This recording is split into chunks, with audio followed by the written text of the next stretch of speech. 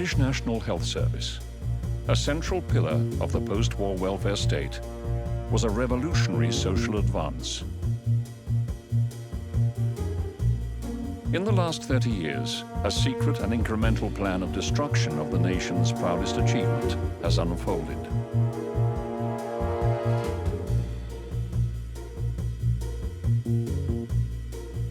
A monumental betrayal of the public interest.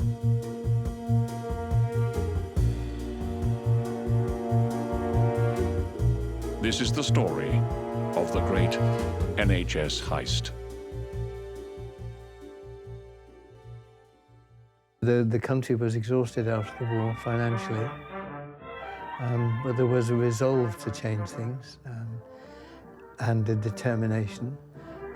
And that's why Churchill and the Tories were kicked out, because he represented the miseries of the past. It was such an anxious time about health, and everybody was talking about, you know, what happened when people were off work and because they were ill, they wouldn't get paid, and they were really living on the breadline. So although my parents were very good and my mother budgeted very well, I knew this was a matter of concern. Health was a matter of concern. We didn't have societies where certain things were guaranteed. When people don't have a certain level of security, they can be attracted to extremist ideologies of one sort or another. I think that was the thinking of the people in Europe at the time who created the welfare state.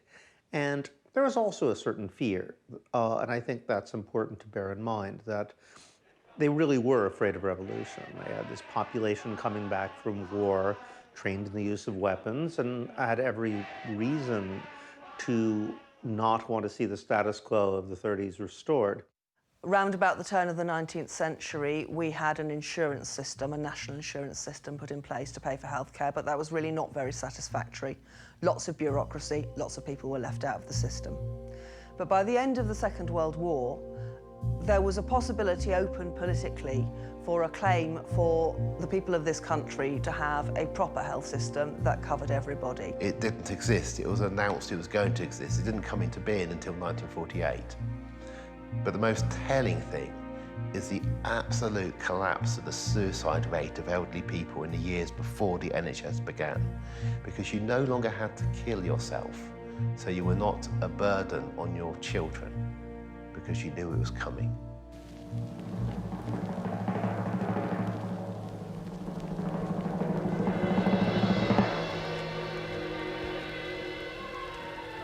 This leaflet is coming through your letterbox one day soon. Or maybe you've already had your copy. Read it carefully. It tells you what the new National Health Service is. At the end of the 1940s, for the first time, women could get antenatal care without financial penalty. And so they began to be seen regularly, and people began to see the harbingers of the deaths from preeclampsia. And in 1952, a paper was a very, very primitive paper. It would never be published now, but it was a landmark paper. It just said, if women start showing the signs of preeclampsia, get them into hospital. If the signs get too violent, get them delivered. The answer is to get them delivered in time. This was implemented in the 1950s, and the maternal mortality, which was then being audited very carefully by the triennial inquiries into maternal death, did its biggest documented fall in the history of preeclampsia. I decided I really wanted to go nursing, and as the new hospital opened up in my part of the world, opened by Honora in Bevan when the health service was first established in July 1948, it all seemed to be such an exciting prospect. People don't present with great illness deliberately. And so it makes sense to treat people on the basis of their need, not on the basis of who can pay. It was the beginning of the end of fear. And it was an idea that you're all part of something that you hoped you would preferably never have to use, or at least use as least as possible. It's a brilliant idea. It's a stroke of genius. You had family doctors at the heart of every community. If they needed to, they could refer patients to hospital specialists. It also set up a collaborative ethos which led to major medical breakthroughs. It was a very successful system and copied across the world. in countries like Spain, Italy, and also in Scandinavia. It proves beyond reasonable doubt that public health provided freely at the point of delivery is far more efficient than anything the private sector can produce. If you compare the percentage of national income that goes to national health to health generally here in Britain with what goes on in other countries like the United States, you can see that even if you only care about efficiency, the National Health Service should be preserved like a jewel. In those early years, I noticed how grateful they were and how courteous they were and how they revered the doctors and how they hung on every word. It was incredible that the least thing you did for a patient, they just said, "Thank you, nurse," and they were so grateful. Taking the edge off of the radical insecurity of life was very much something that people felt as a social responsibility, as opposed to the neoliberal regime that comes afterwards, which is really about increasing the degree of uncertainty we have in life and turning that into a weapon.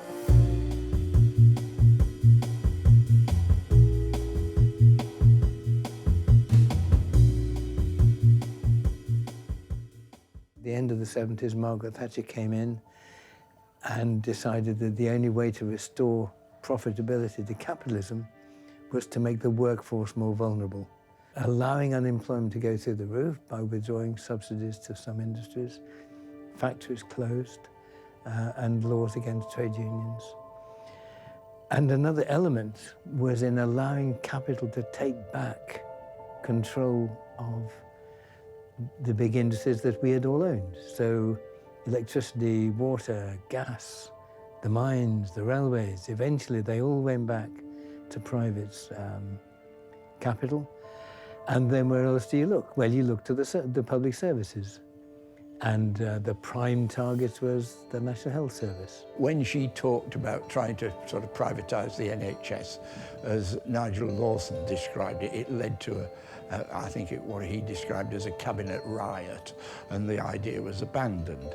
But they then decided they'd do it incrementally. Conservative Party documents from 1977, 2 years before they took office, reveal plans to privatise the utilities. Key elements were to proceed by stealth, fragmenting public monopolies, allowing the sale of assets, and the creation of separate profit centres. Sir Keith Joseph started a think tank called the Centre for Policy Studies, and that commissioned John Redwood and Oliver Letwin, both at the time involved with NM Rothschild's Investment Bank's privatisation unit. It commissioned the pair of them to produce a prescription for what should happen to the NHS. So, along the lines of Oliver Letwin's book the same year, Privatising the World, in the CPS pamphlet, Britain's Biggest Enterprise, Letwin and Redwood laid out how the NHS could be transformed into a privatised model which would be much, much more profitable for the private sector. In the late 70s, we had the emergence of a new economic ideology known as neoliberalism or trickle-down economics. And this was adopted in this country by Margaret Thatcher and in America by Ronald Reagan. And it boiled down to three main pillars: privatization, deregulation, and also tax cuts for the rich. With NHS privatization, Margaret Thatcher realized this would be deeply unpopular because the NHS is well respected, close to a national religion. So they set about doing this incrementally, starting first of all with non-medical services like cleaning and catering. And the next major step in the privatisation was the introduction of a market bureaucracy. Before the internal market was first introduced by Kenneth Clarke, the NHS was brilliantly efficient. It spent just 4%, 4 pence in the pound on administration. And it now spends somewhere between 12 and 15% in the pound. That's more than £10 billion a year extra going on running the contracting system. Money utterly down the drain. To me, neoliberalism is really a political ideology that disguises itself as an economic ideology. It claims to be about unleashing the efficiency of the market, and it says, we don't want the state to guarantee things anymore because the state, they're basically just bureaucrats. They're inefficient. Bureaucracy isn't ever going to manage information in the way the market can. We need to unleash the power of the market. The Thatcher regime certainly put in an important amount of the preparation for privatisation, but in order to pull off the whole plan, it was necessary to put it in the hands of a business-friendly opposition party.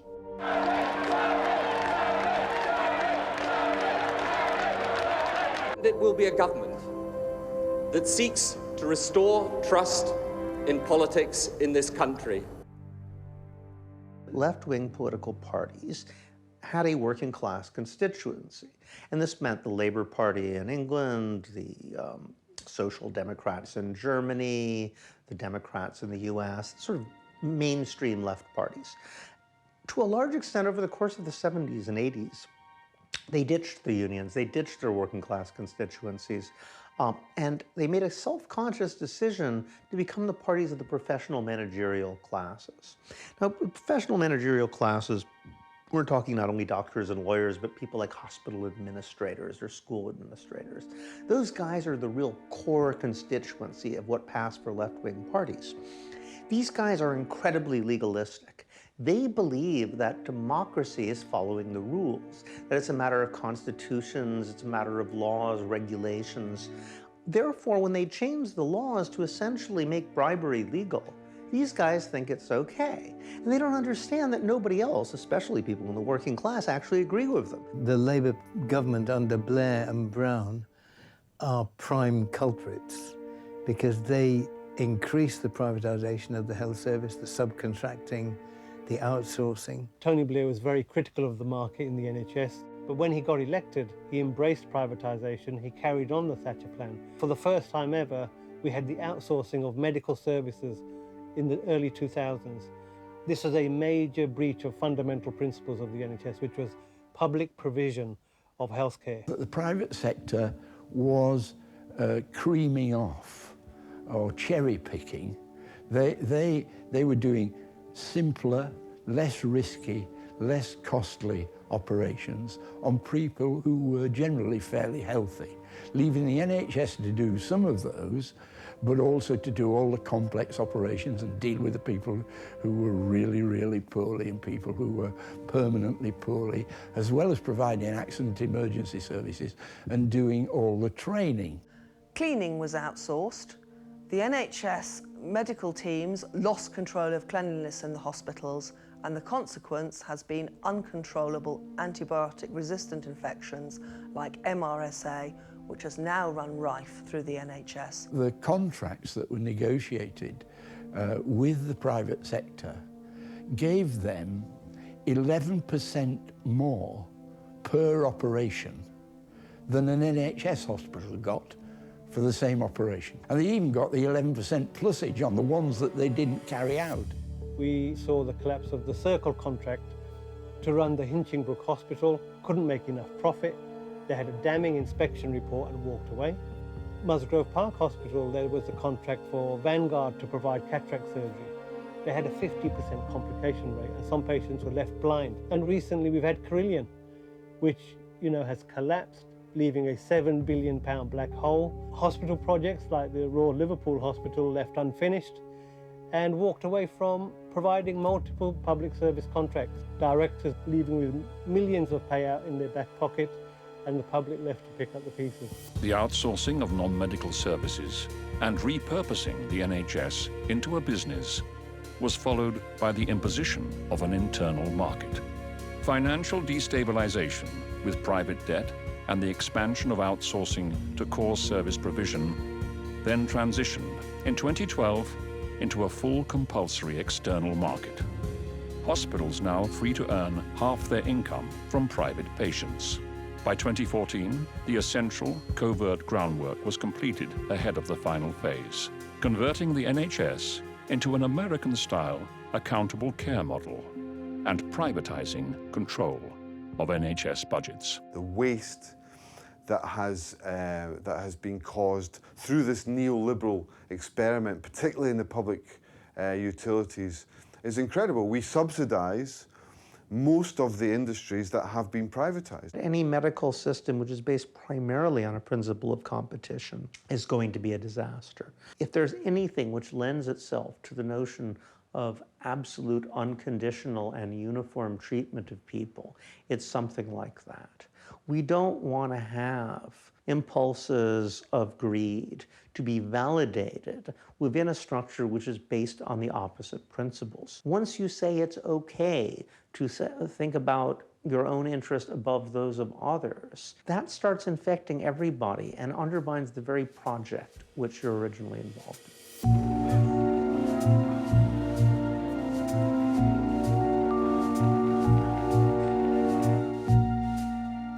Even in those days, we were careful about resources, and the sister was in charge. She had her own stock room, she ordered what she wanted, she kept a check of it. None of this was done by administration or managers or telling you what to do. The linen went to the laundry on site. We had the linen delivered back to the laundry room. So many of these things were in the hands of the sister. She was in charge, and these were her patients. You could get people to work well over the hours they were being paid because they knew they were part of something that was good. I mean, I don't think that was completely deliberate, but in hindsight, when somebody really cares about something, they do a much better job than when they're just trying to get money. And so the NHS actually got a greater amount of efficiency out of the staff than any other system ever can. One of the senior nursing managers asked me towards the end of my career, how did I plan the service that had developed, which had a certain presence in the country. The people had heard about it as being a landmark service. And the answer is, it wasn't planned. You worked day by day, week by week, month by month, year by year, and you saw the needs and you adapted to meet the needs. The old structure of the NHS really wasn't fit for purpose for privatisation because it consisted largely of dedicated doctors. So those have been shoved out sideways, and the NHS management has been replaced by a private sector-friendly, entrepreneurial lot of people who don't have much in the way of medical skills, but they do go along with the privatisation ideas. In 1983, Sir Roy Griffiths, who was then the co-chair of the supermarket chain Sainsbury's, produced a report for the Thatcher government outlining a new corporate managerialism for the NHS.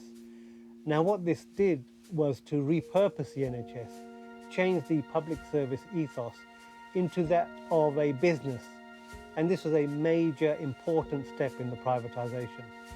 He also then went on to serve on the NHS Management Board and remained an advisor to the government for a further 10 years. If you're trying to do something fairly disreputable, the easiest way to do it is to dress it up in a very bureaucratic language and make it seem fair, make it seem like it's about rules and regulations.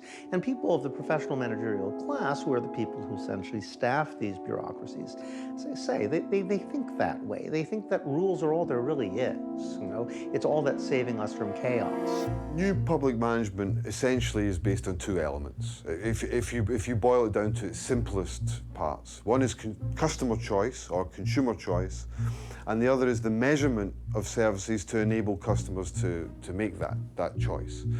So ostensibly, it's supposed to introduce a market discipline into the public sector by allowing a series of measures that people can use to make choices, right? So league tables, performance indicators, they're all central to the new public management. And you see that obviously in the NHS, you see it in education, you see it in public transport. This is all about transparency, about creating transparency. What it does in reality is actually distort the relationship between the service provider and the service user. So people in charge of hospitals, people in charge of universities, now they want to think of themselves as if they're big executives. They want to act like CEOs or executive vice presidents of a major corporation. Well, the first thing you need, if you're a big shot like that, is flunkies, you know? So you need to have 5 or 6 people under you, and each of those guys needs to have 5 or 6 people under them to make them feel important. The problem is, what is there for those guys to do? You need to make something up. Now, what that almost invariably means is make up something for the people who are actually doing the work to do, which makes it more difficult for them to actually do their work. There was one manager in the maternity unit when I first joined it, and one secretary. They did the management. Now the whole floor is full of managers. They're everywhere. All focusing their energies on achieving particular targets, not necessarily improving service, but improving service along the lines of those targets. So what you find is a bureaucratization of public service, and ironically that's the opposite of the stated intention, which was actually to streamline public services. So there is a rump of technicians, accountants, and managers that have power now.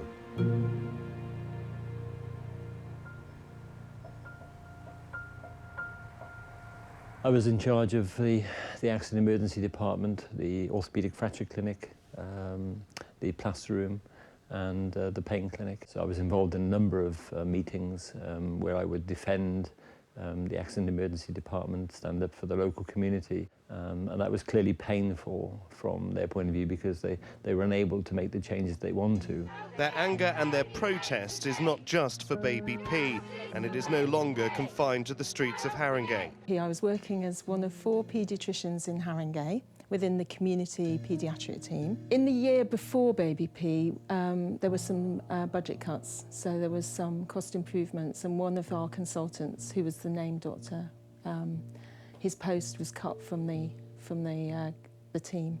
So there were 3 of us left at that point. There was no support from senior management, and the whole working environment became increasingly hostile. There was a locum doctor in post who had very inadequate training and supervision in terms of child protection.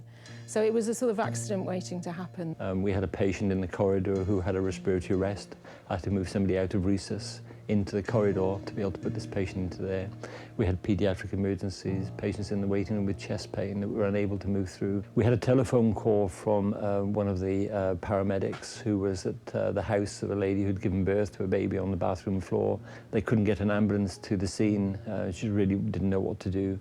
And so between us we'd negotiated not only the stabilisation of the baby but actually coming into the department, and the baby survived. I finished an 18-hour shift and I walked home. I sat at the end of the kitchen table and just sobbed. So corporate cultures are designed to allow the people making decisions to justify decisions that they would never be able to live with otherwise. Because you have to say, look, it's not my money. I have to do what will be maximally profitable to the shareholders. Of course, the shareholders have no say. So the executive who's actually making the decision has to behave in a rational, calculating, and ultimately pathological fashion. If I have to do something that might poison a lot of babies, well, I feel bad about that, but it isn't really my responsibility. Introducing that kind of logic into an enterprise, which is about providing care for people, creates utterly toxic contradictions. One of the more insidious aspects of this new public management performance culture is the distortion that leads to corruption.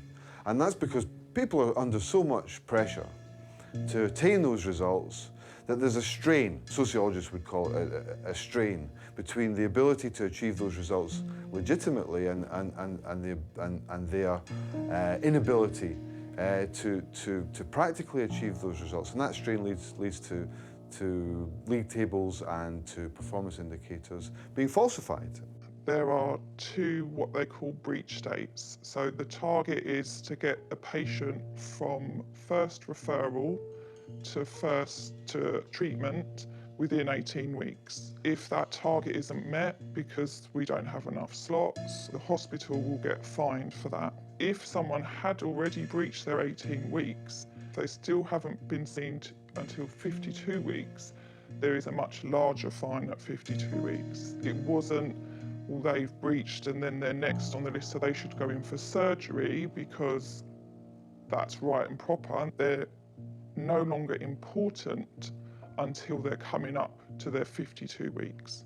When they brought in the 4-hour target, this random figure that they had plucked from the air, that they measured quality with, it had no measurement of quality at all. 4 hours and 1 minute was a failure. Managers would come down to my department and go through the casualty cards documentation, trying to get me to readjust the timings on them. These targets don't work because everyone is not the same. So, you know, someone might be coming in to have a skin tag removed, whereas someone else might have a really painful hernia. You know, you can't put them in the same queue. The consultants were powerless. I felt they were frustrated, and it just makes sense to me that they should be in control. Initially, I thought, you know, because Baby P had happened, that there would be some investigation, some inquiry, and that the employer, who was Great Ormond Street, would recognise that there were the issues that we'd been talking about, the staffing issues, the infrastructure issues, and the system problems, with, you know, in terms of how we work with social services, etc.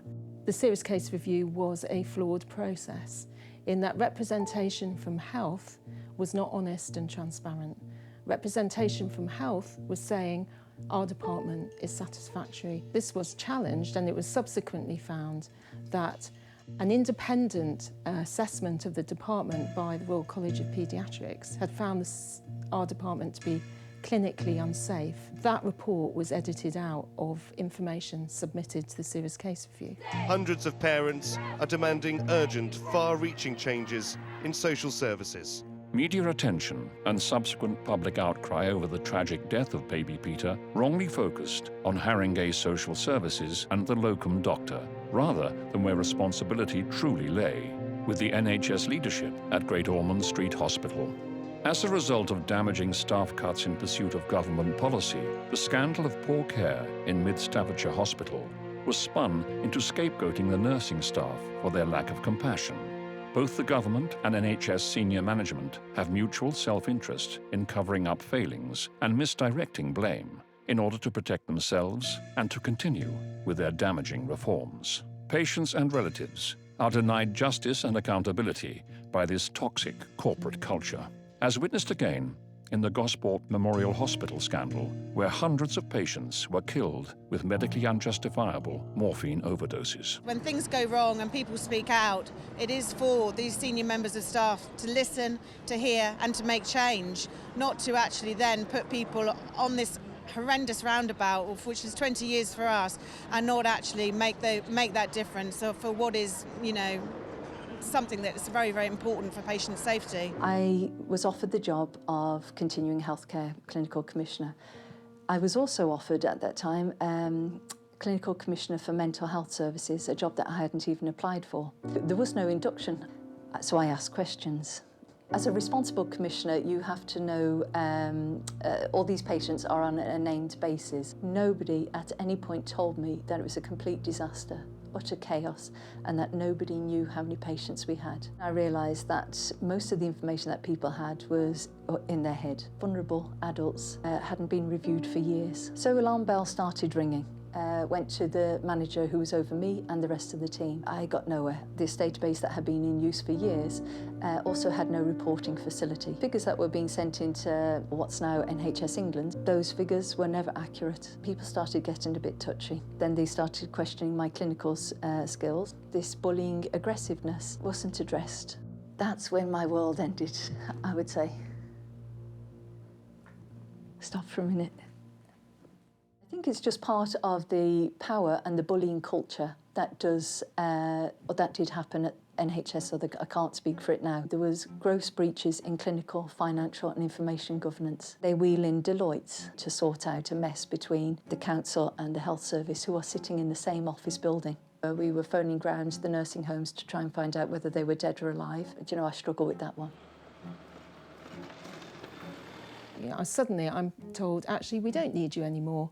At a time when they were very short of doctors, please accept an offer of compensation you know, and good luck. What I discovered is the offer of compensation was not without its cost, and the cost was that I was be expected to sign a gagging clause. There was clearly some cover-up, lack of transparency and a lack of integrity amongst senior leaders in the NHS. We can't be sure that if you speak up in the NHS that you will be protected, and that's very evident from a number of cases that are currently going through the courts. Within weeks of the Francis inquiry into the Mid-Staffordshire Hospital scandal, which recommended better treatment of NHS whistleblowers, Dr. Christay raised concerns regarding unsafe staffing levels in the intensive care unit at Queen Elizabeth Hospital.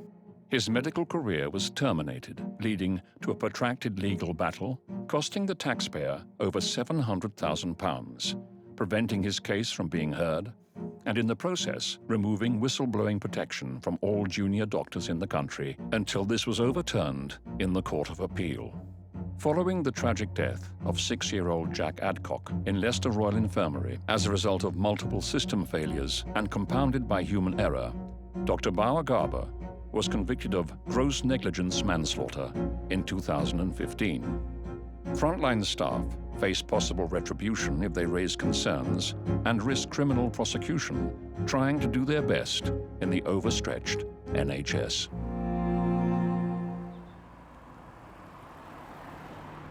When I always challenged, it was because of what the patient needed, because of what the service and the local community needed. But when managers have ulterior motives, when they already have a plan about how they want to shape the service, you either have no voice at all and they just carry on regardless, or they will just move you to one side. My belief and impression I have for why the PCT did not deal with the concerns was purely financial, and because of where they were in the process of migrating from being a primary care trust into a clinical commissioning group. I can see from the PCT and the CCG accounts that the accountable officer and the directors got quite a substantial increase in salary and benefits. I put myself forward for the elected position of chair of my local clinical commissioning group. I went to the interview and the questions seemed to be trying to assess my moral boundaries rather than my skill set. One of the questions was whether I was prepared to do things that were morally repugnant if asked to do so by the board.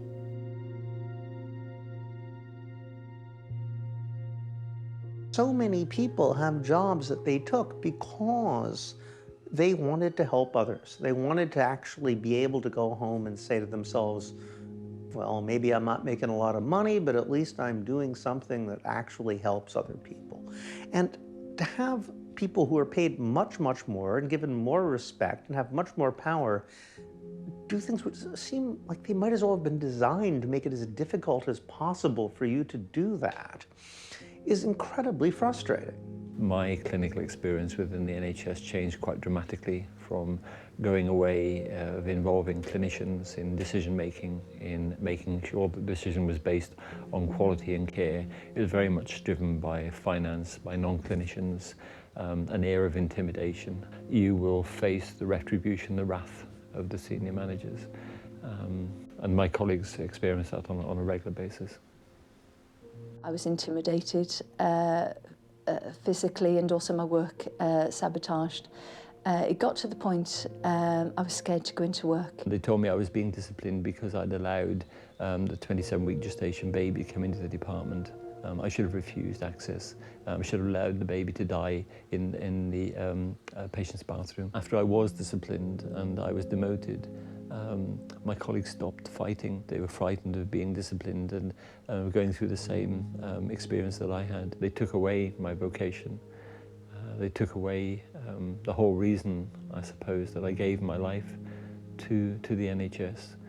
41 years of dedicated service.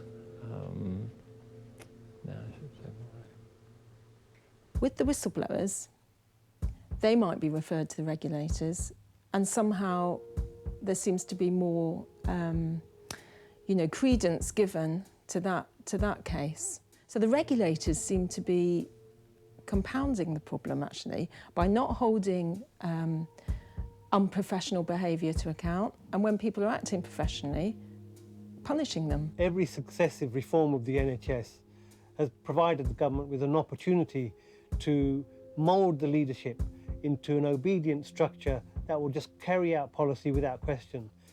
People who are seen as an obstacle are removed and replaced by the very vested interests that are going to profit out of the privatisation, bankers and accountants.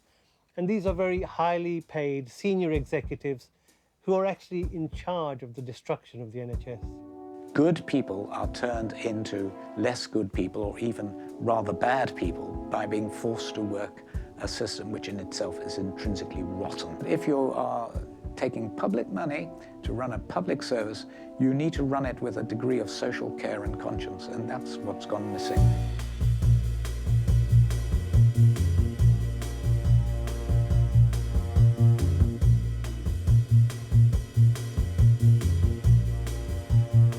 If you are rich and if you're powerful, there are usually dozens of people whose full-time job is coming up with reasons to tell you why whatever is in your interest is really in the best interest of everyone.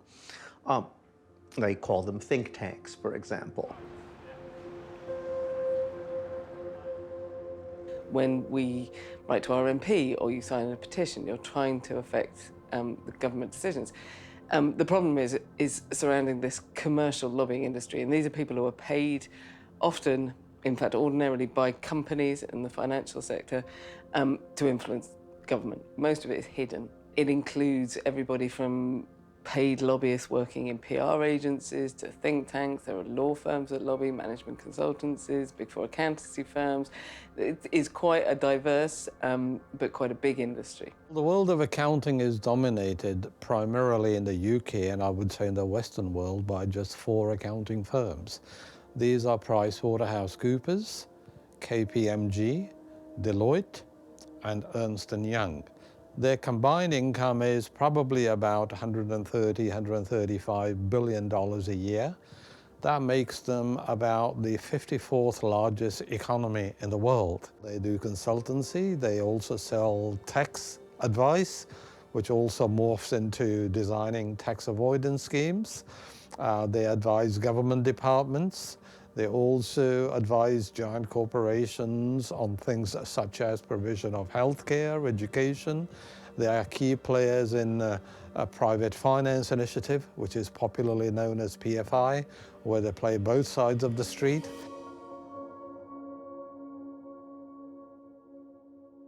I was at a meeting at the Federal Reserve in Pennsylvania over reforming the banking system, and they had Jeffrey Sachs come in on Skype to give his reflections on the current state of finance. And I don't know why it was, but he seemed to be at a moment of crisis. He kind of had an almost meltdown where he actually told us what he really thinks about the people who are running our financial system.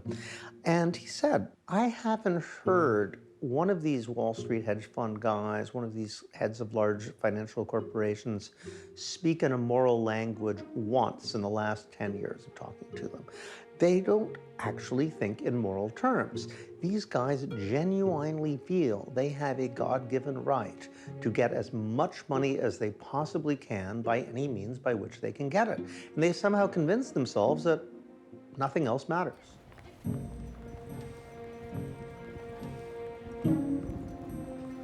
We had a giant banking crash not so long ago, and the accounts of virtually all the banks were audited by the big 4 accounting firms, and there isn't a single case where there was any warning, even though when I did some research into this, and within a week of banks being given a clean bill of health, some were close to collapse. It may be that there is less bribery, or there's less extortive corruption, for example, in Britain. But actually the levels of collusive corruption, and by that I mean corruption that involves institutional benefit, sometimes individual benefit, but not necessarily money changing hands, but people and institutions colluding for mutual benefit, is absolutely rife. The first thing that any lobbyist needs is access to politicians. You need to be in the room making decisions, and they, with the decision maker, and they have realised that the easiest way of doing that is to find somebody who's just come out of the room. They are snapped up and then employed as lobbyists, and they've got the insider knowledge of how government works, and they've got the contacts. They know how that minister thinks and how best to approach that minister, and all the subtleties that you could never know from the outside. It has been very prevalent. It's been very common for a health minister to leave, and then it can be a matter of months later take up a job in the corporate sector. Alan Milburn, Patricia Hewitt, and also Stephen Dorrell, who was my Tory predecessor, they have all been working for companies involved in benefiting from the privatisation of the NHS.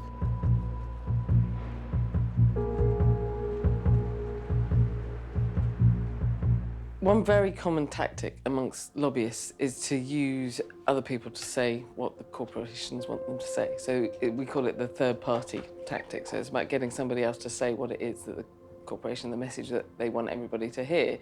And think tanks can be quite useful in this regard because they don't have to say who's funding them. So you can get a free market think tank like the Institute of Economic Affairs, which is routinely invited onto the BBC, onto Newsnight, or whatever politics shows.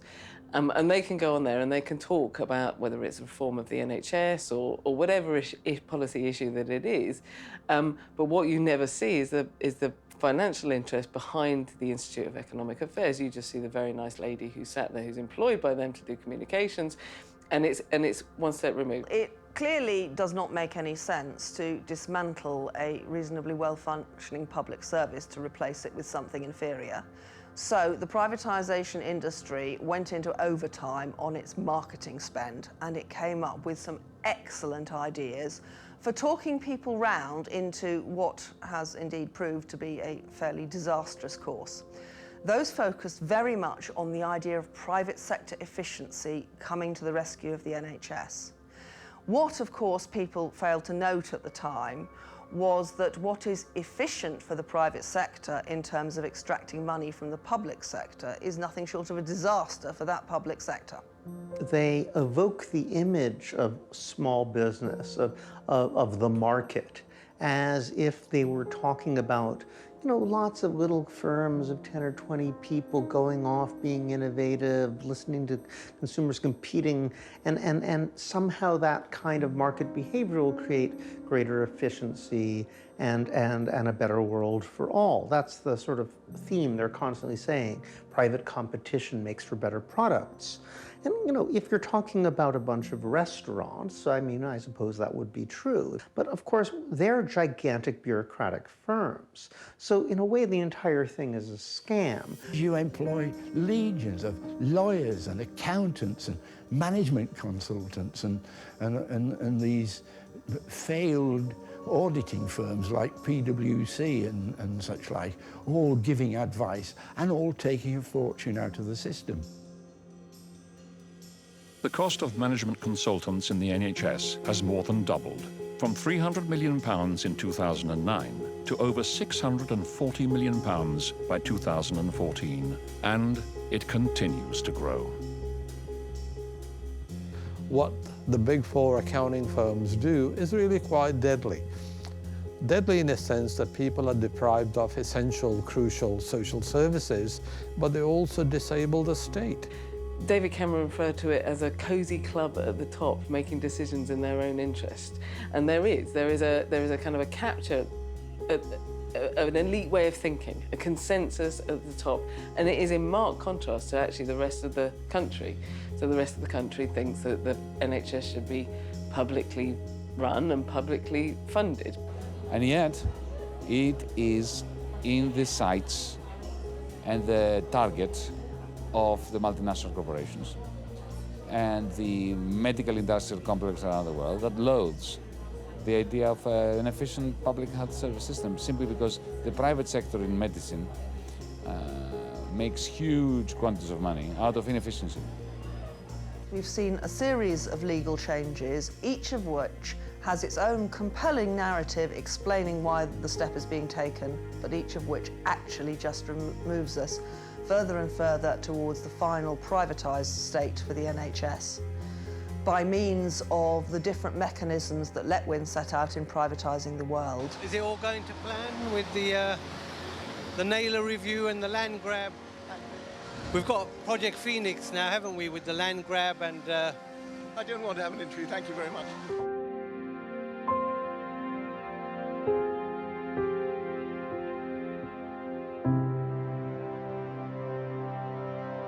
Initially developed by the Conservative government in the early 1990s, but massively expanded by the Blair government. And even before Labour came to power in 1997, I do recall a meeting of, it was called the Labour Finance and Industry Group. It was kind of a think tank set up by the Labour Party, and I was asked to join. I was horrified. One day, John Prescott came and with this idea of PFI, which I believe had been sold to him by Anderson Consulting, and one of its senior managers also became a well-known Labour MP and subsequently a health secretary. And they thought it was basically free money because the borrowing, essentially through PFI you are borrowing because private sector is investing, that this borrowing would not show up in the government figures. Somehow Labour would miraculously invest more in the public services.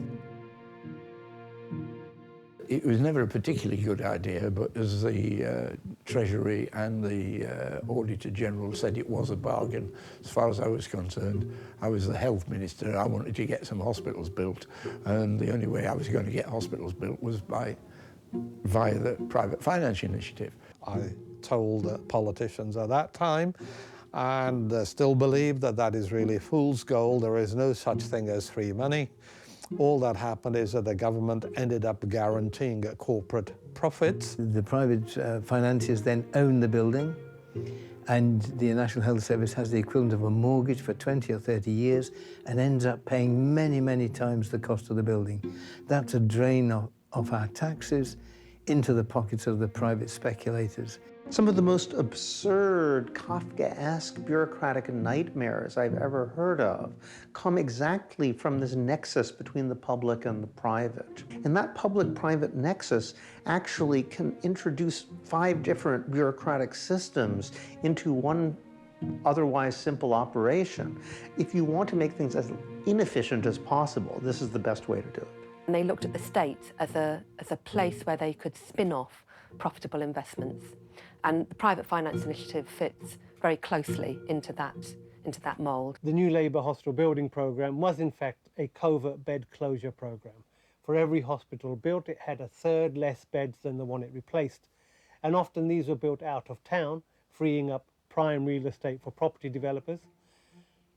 We would be paying this for 30 years, and at the end of that 30 years, the public still don't own the hospitals. Gordon Brown actually sold it in that way. He famously said to a group of private investors, here you have a protected income stream, an income stream guaranteed by government. Where else can you find another business opportunity like it? PFI has been a scam.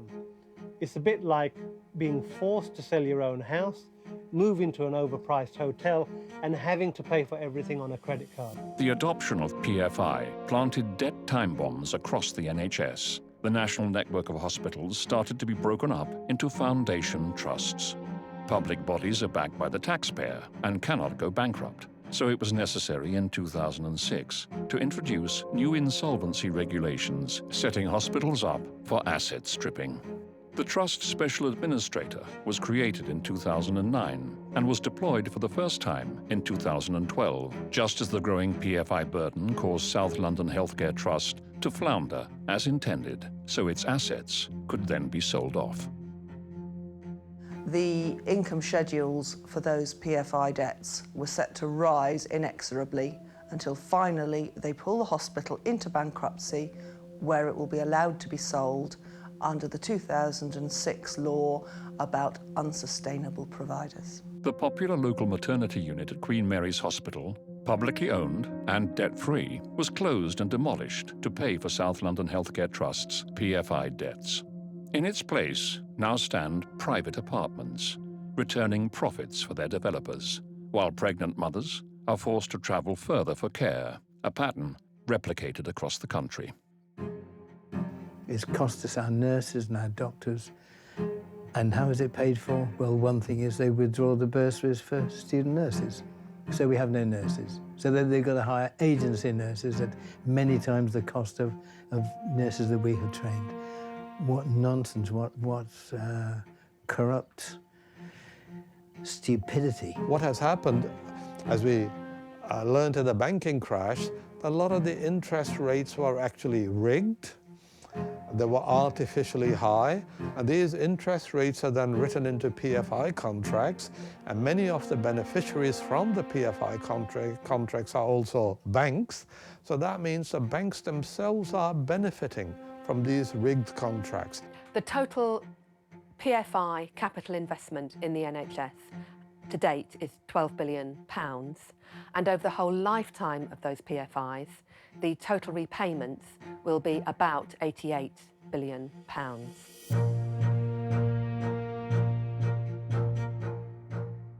Deloitte, the accountants, have produced the Naylor Review, which sets out how NHS trusts will be incentivised to flog off their land.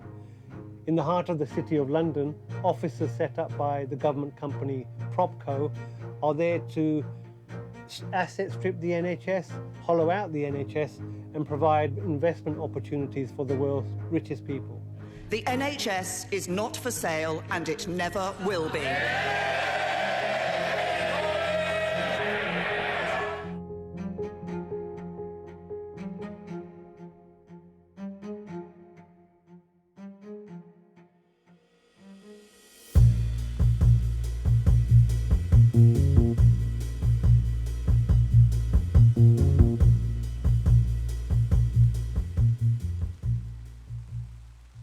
Some people say data is the new oil, but definitely, you know, data is, especially personal data, is one of the greatest commodities of our time.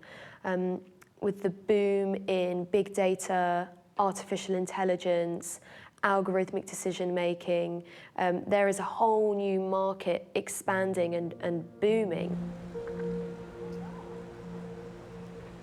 After the 2012 Act, Health and Social Care Act, GP colleagues from that period sort of called me up and said, you should have a look at a section of the Act, the non-consensual use of patient data and potentially its commercial exploitation.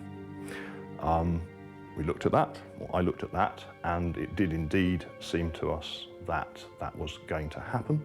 So we set up MedConfidential. The data systems which the GPs and other doctors use are constructed in such a way that there are multiple attempts to take that information, which may appropriately be shared, you know, along care pathways in order to help a person. You know, these are being diverted into what are called secondary uses. MedConfidential was receiving fairly regular contact from patients saying that they had gone to their doctor and been given a diagnosis, and a short while after, a couple of weeks or so, they started to receive junk mail about or relating to the diagnosis. It was pretty clear that this wasn't, you know, the doctors sort of, you know, selling on patient information. There must have been some point in the information flows where this information was being passed on to marketers. The largest supplier of GP IT systems, that's EMIS, had been working with an outfit called Pharmacy to You that provided a module within EMIS Web that doctors could offer to their patients and say, would you like to receive your medications through the post? Operating for over a decade, several sort of pages deep in that website were the tick boxes that you had to tick or untick in order to express your preference or displeasure at having yourself marketed. Medical data is some of the most sensitive data it's possible to have. It represents milestones in people's lives. It represents their psychological, social, physical well-being. Any corporate entity that wants to do medical research or be a part of modernising the NHS by digitising it and offering technological solutions, of course that data is really no less than a gold mine. Google DeepMind was given 1.6 million identifiable patient records by the Royal Free NHS Trust unlawfully. 5 years of their patient data in the hands of Google. Companies from around the world, new industries even, that would seek to access the medical records of the British population because they can then come up with various business models and what have you, they will be selling those products in other contexts as well, other countries. To see one of the world's biggest artificial intelligence companies being so keen to get into the NHS that it jumped in head first, managed to get 1.6 million identifiable patient records to build an app, which really any company could do, is really fascinating and equally quite alarming. The NHS data set, the aggregate of all of our medical records, our treatments through our lives, it is the explicit intention of the government to stimulate economic activity around patient data. The key thing is, how do the data regulators then enforce the regulation and the laws that are there? In my view, and many others, what should have happened is DeepMind should have been told, you have to delete those patient records. If the NHS is going to form contracts with information processing companies, with outfits that want to process patient data, that they do so through a proper information governance and properly assessed process. When it initially got this data, it was 5 years worth of those patients' records. Time has passed and they're still getting the data. So now DeepMind has 8 years worth of those patients' records. Assumptions are being made about us now at an ever more granular level based on the amount of data available about us. And this is happening on a terrifying scale. Data exploitation from our phones, from our use of the internet, and so on. When you put health data into that picture, and not just health data, but biometric data and genomic data, really what that would do is commodify the very essence of human beings. The area that is a black hole and where it is actually very difficult for us even to determine who is coming at the NHS is that the fact that there are still a number of these information intermediaries which receive licenses to then, having received, say, hospital episode statistics, to just service a whole range of other companies. And there's no list of who those companies are. One example of data exploitation is that of commercial baby goodie bag provider Bounty, which had access to maternity wards in NHS hospitals. In 2019, they were fined £400,000 for selling patient information to marketing and credit reference agencies. Medical records provide the basis upon which private health insurers set premiums and decide whether to fund treatment. Behind the scenes, the insurance industry has also been given access to NHS patient data. We all have a really high level of trust, I think, that the NHS is acting in our interests. That trust will really be flipped on its head if we have more private and corporate involvement. Health and Social Care Act 2012 relies on a new mechanism called clinical commissioning groups. And those are new entities set up within the NHS which control the money that can be spent by the NHS. So the infrastructure is put in the Health and Social Care Act 2012 to create state-owned health maintenance organisations. These health maintenance organisations are copied from the private sector arrangements in US healthcare, and now those will be available to be fully privatised and passed over to control of the American insurance industry.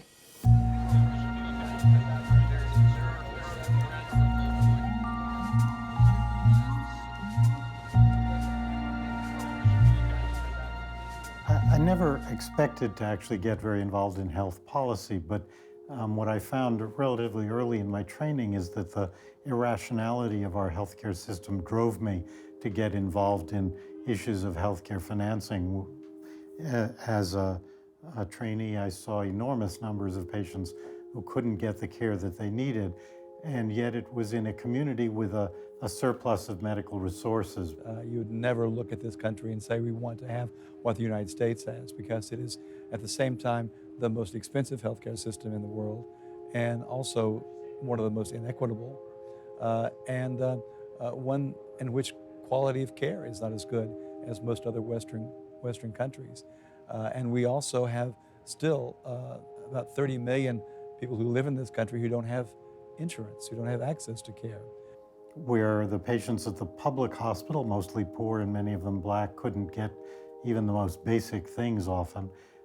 Across the town a mile away, people were getting not just what they needed, but often things that they didn't need and were really assaultive medical care. People with insurance still can have a lot of trouble affording care in the United States, since it's very common to have huge co-payments and deductibles that you have to pay at the time of use.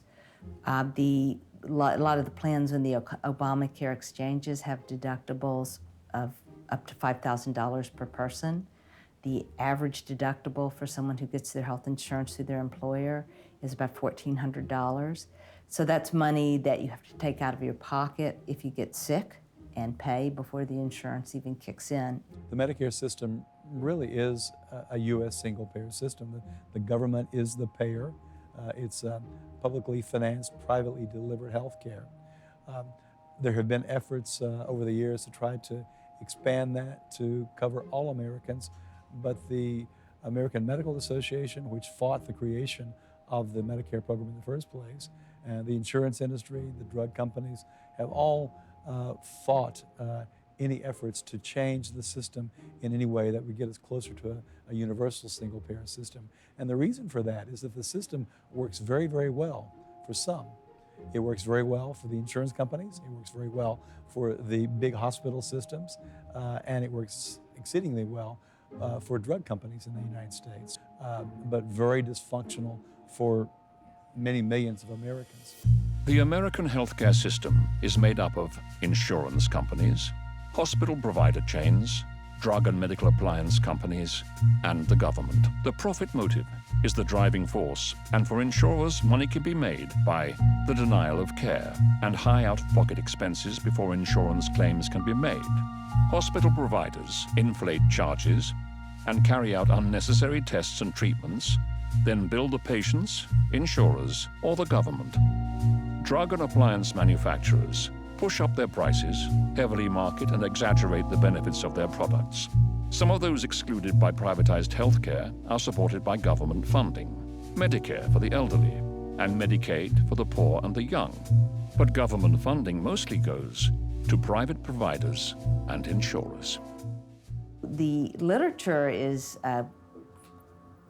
quite large and quite compelling that if people have to take money out of their pocket to see a doctor, they'll do it much less often. They'll see the doctor much less often, even in critical situations like a heart attack. If you look at the death rates of people who are uninsured and compare them to comparable people who have insurance, that each year about 1 in 1,000 people who lack insurance will die because of that lack of insurance. So of the 29 million people who are uninsured this year, about 29,000 of them will die unnecessarily because they lack coverage. The youngest and the healthiest in this country were charged the least premium. But as people grew older, and certainly got into their 50s and early 60s, insurance became, in many cases, prohibitively expensive. A lot of our health insurance is employer-based, so a lot of people were insulated from that experience if they were able to keep a job at a company that offered benefits. But what we have seen over the past several years is that employers are shifting more and more of the cost of health insurance and health care to their workers. The theory says that the consumer has to have equal knowledge to the seller. And obviously the patient can't have equal knowledge to the seller of healthcare. The consumer has to be able to exit if they don't like what the seller is offering. So if you have a broken leg, you're not in a position to shop among accident departments. The view that markets are going to make your healthcare system more efficient flies in the face of the international evidence. The United States does have the developed world's most market-oriented healthcare system, and our costs per capita are about twice what they are in the rest of the developed world. When we first moved to Boston, we went by the billing department of the largest hospital in Boston, so it's a 900-bed tertiary care referral center, and their billing department at that time was 352 full-time persons. Over the last 40 years, the number of doctors in the American health system has doubled. However, over the same period of time, the number of administrators has increased exponentially by a staggering 30-fold. President Obama actually said in an early interview that one reason he doesn't want to have a national health style system or a single payer insurance system is that it would eliminate unnecessary jobs. He said, what are we going to do? We have 3 million people working for Blue Cross, Blue Shield, or Kaiser. You know, what are we going to put those guys?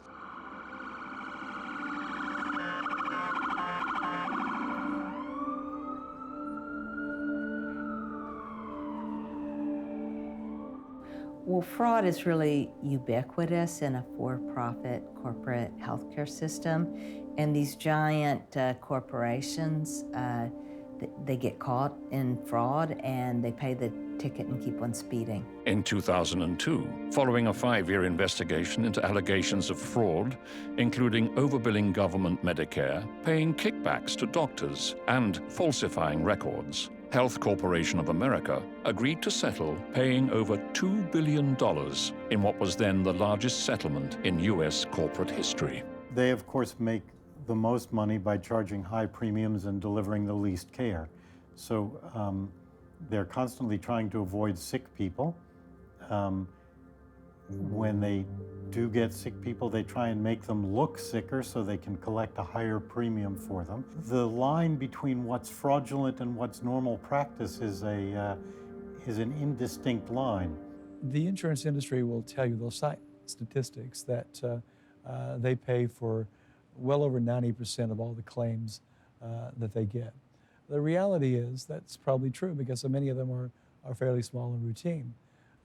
But a lot of the ones that are denied are the ones that cost the most money, or the treatment costs the most money. It could be cancer care. It could be a liver transplant.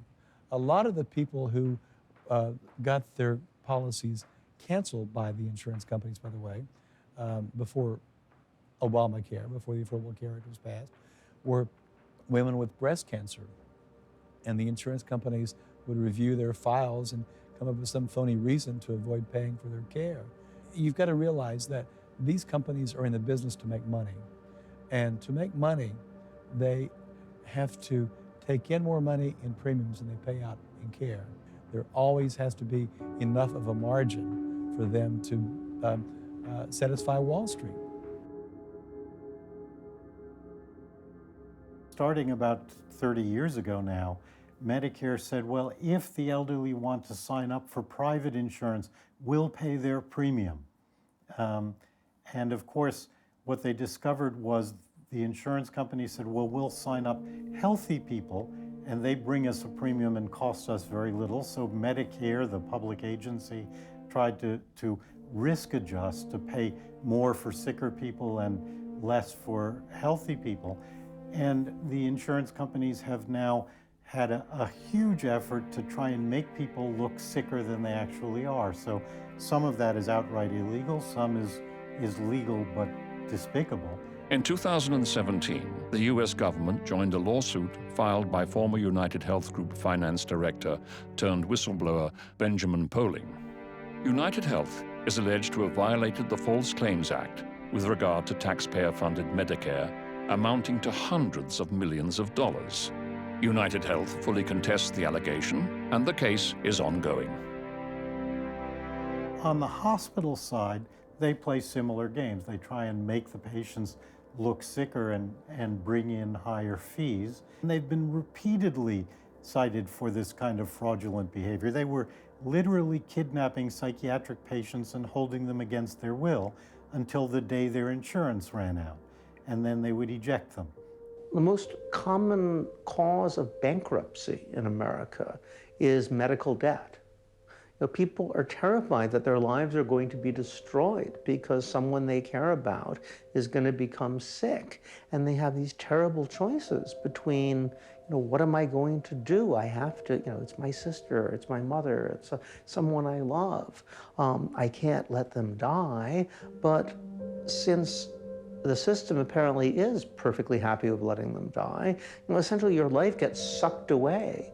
And people have to make these devil's bargains. Sometimes they won't do it and they have to feel guilty for the rest of their lives. They feel they've effectively killed someone by not selling their house to be able to provide the medical services. Other times they do it and then they have to secretly resent people for the rest of their lives. It's a terrible, terrible situation to put people in. Medical bills are the cause of 60% of household bankruptcy in America, and more than 3/4 of these bankrupt families had medical insurance. People who are relatively well off, who are paying for a very expensive and supposedly good coverage, when they come down to it, what they find is the small print often cuts them out of care at the time they need it most. They find out that there are limits. You have your cancer, and after several years of successful treatment, you run out of cover. I do hear about this in terms of maternity care, because in the preeclampsia field, one of the biggest problems is that crises happen very quickly and they can be lethal. So the system that was developed in the early 1950s was to keep people in hospital when they had the problems.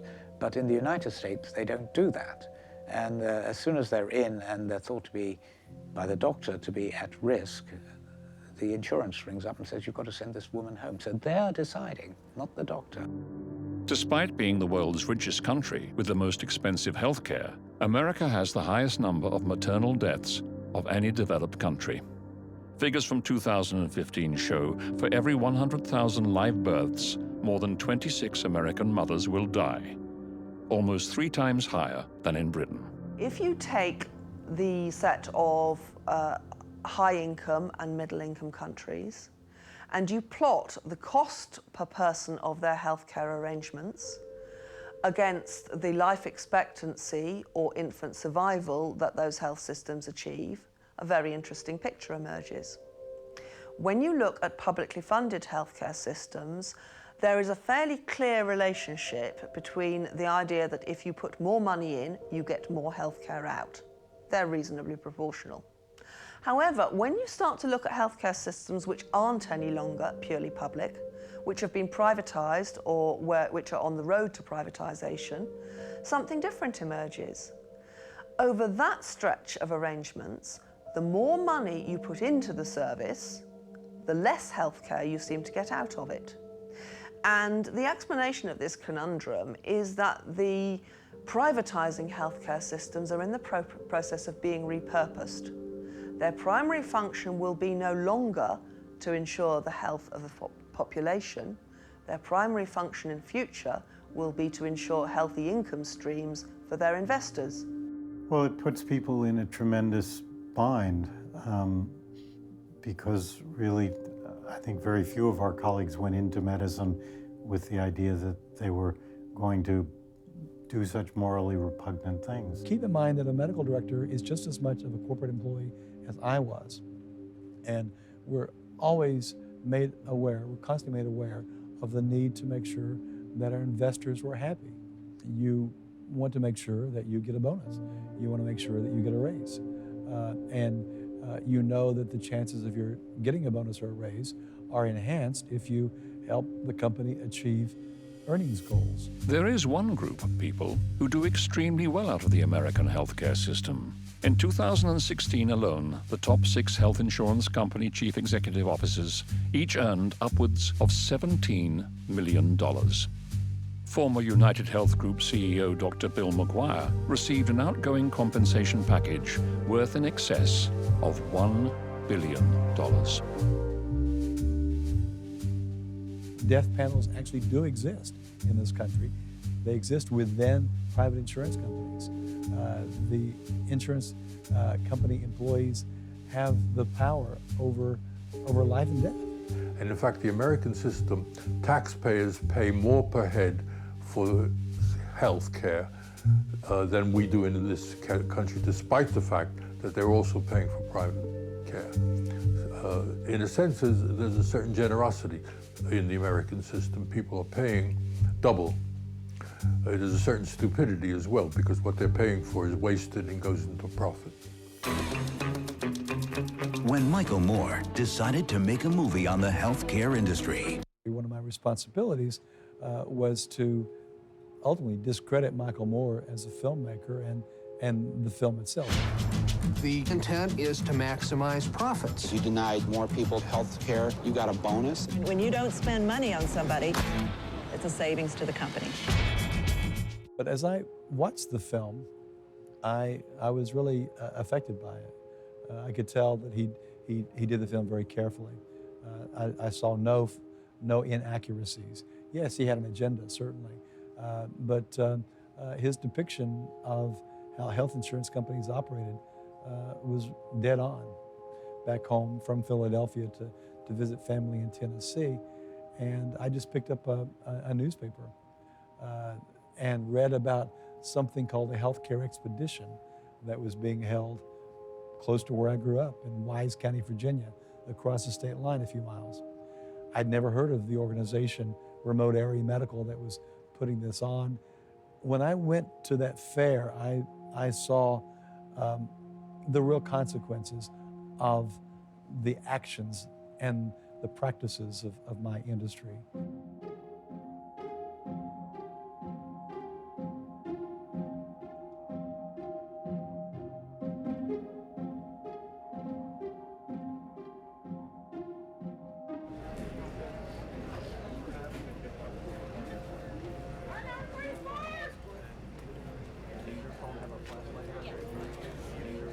When I came to this country, I found that, gosh, there's millions of people here that don't have access or can't afford the care that they need.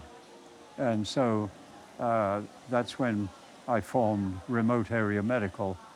Yesterday morning, we were out at 2:30. There was already over 100 people waiting to come in.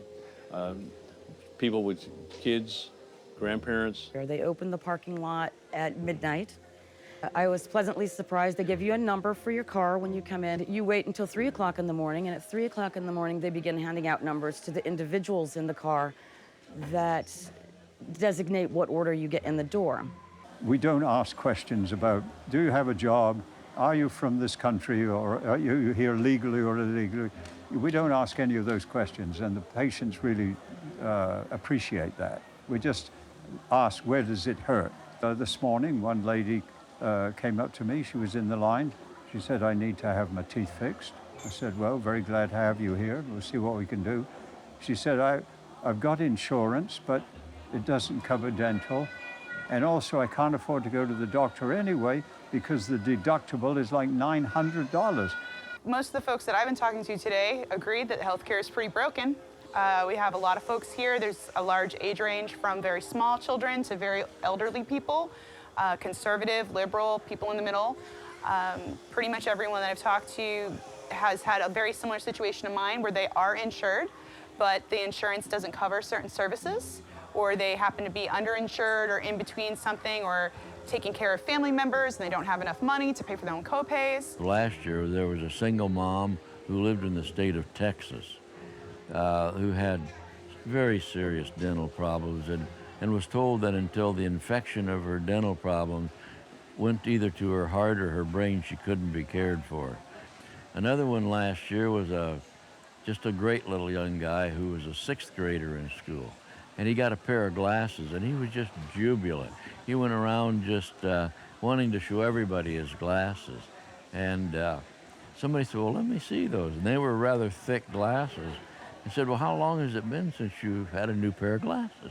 He says, I haven't been able to read for the last 3 years. So here's a 6th grader who hasn't been able to read for 3 years. And I made the determination that, you know, we're better than that. We're just better than that. Well, my husband and I have had a very, very difficult year, losing our jobs, losing almost everything, actually. And so we don't have health insurance. My immediate need was to see a dentist because yesterday I didn't have any of these teeth here. I have a really, really bad time with my wrist with arthritis, and they were able to help me with that. They also gave me a voucher to go get a free mammogram.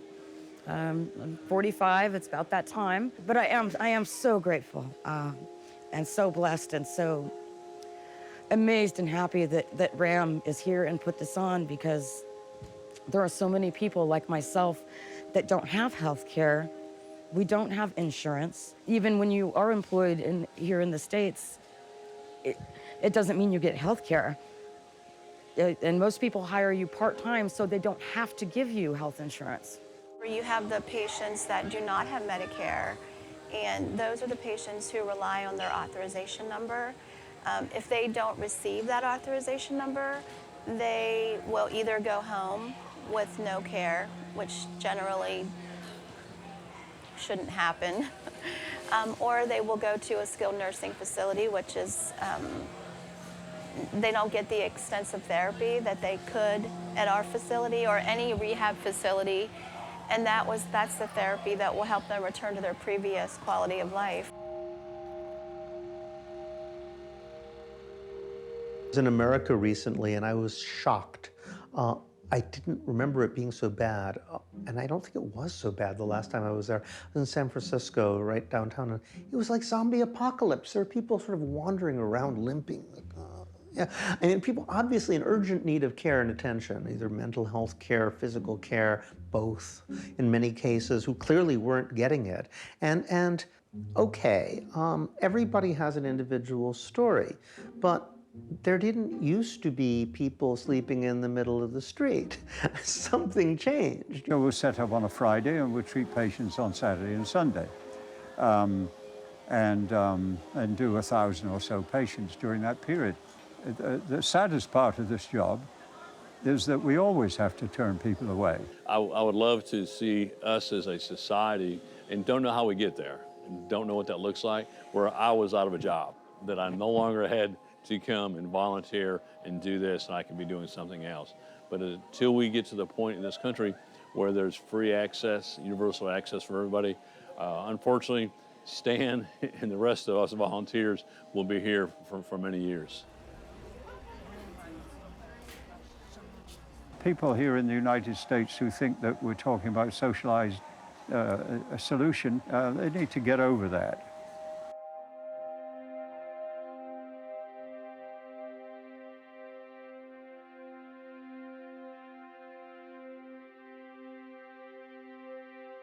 Something like 70% of the American people are in favor of a single-payer system. The problem is entirely the fact that there is just so much money tied up in it that at every stage the politicians can be bought. And of course my brother has been fighting very hard, and one of the more popular parts of his platform for a universal health care system. I had been a part of the effort to kill the healthcare reform initiative that came out of the Clinton administration, the Bill Clinton administration, and we were successful. The insurance companies teamed up with the drug companies and the big hospital companies and medical device manufacturers to kill it. For decades, the polling has shown people want a single-payer, a universal care system, and they don't get it. And the reason they don't get it is because the people who don't want it, who are making vast amounts of money out of it, are able to guide the system. It's not that different in Britain, but it's cheaper.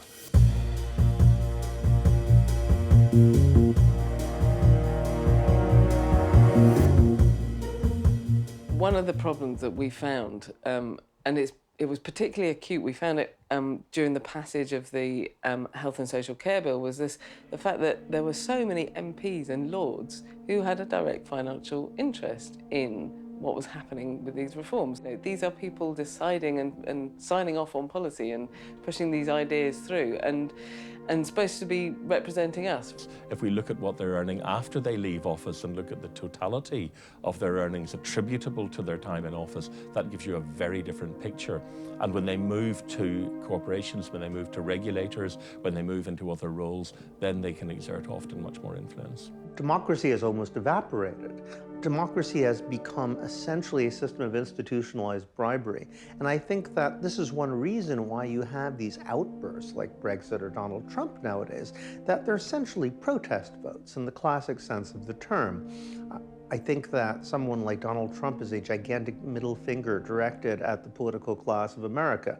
Essentially, people are saying, like, this is what we think of you, Bozo the clown. We're going to elect him as president because essentially we think you're all a bunch of clowns anyway. At least this guy admits it. That it's so easy to catch a politician willing to do whatever, ask questions, influence something in exchange for cash, suggests that there is a culture within Parliament, particularly in the House of Lords, I'd say, where this is normal behaviour. Over 200 parliamentarians were able to vote through the Conservative Liberal Democrat coalition government's 2012 Health and Social Care Act, despite the fact they had financial links to private healthcare companies. It may rise to the surface in the odd newspaper article, but this is something that should fundamentally question the basis of our democracy. That we have the bulk of one of our chambers of Parliament that seems that is voting on issues in which it has an intimate personal interest.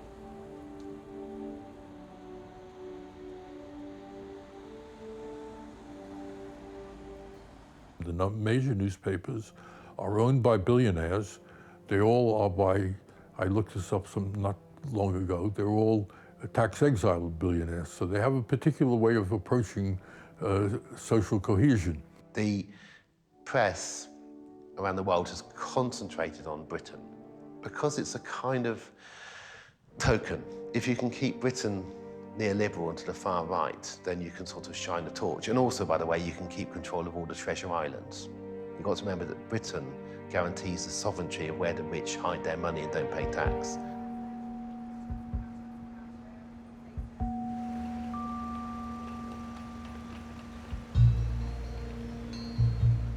One of the things that we always did was spend a lot of time testing words and phrases to determine which would have the most emotional impact on people. And that's why we use terms like socialized medicine or slippery slope towards socialized medicine or government takeover of healthcare. We knew those terms would connect with people emotionally. At the heart of all of this is our efforts to scare people away from reform. Even though we had a growing number of Americans who were uninsured, we created a campaign to get people to think that they were unworthy. The media have really failed to scrutinize this process. The right-wing press, of course, believe in it, so they wouldn't scrutinize it. They'd applaud it. They represent capital. They represent the interests of big business, and this is opportunities for big business. They talk about setting the health service free, and they talk about initiating a serious debate on funding, and that's code for sell it off to the private sector. The biggest lie, of course, is that the NHS is unsustainable, but they're also producing other myths around the aging population, health tourism, but perhaps the most toxic line they're pursuing is that of the undeserving sick, blaming illness on the patient. And they're using groups like smokers or drinkers, but the thrust of all these messages is to break down public cohesion, break down faith in the NHS, and persuade people to start thinking about making their own arrangements.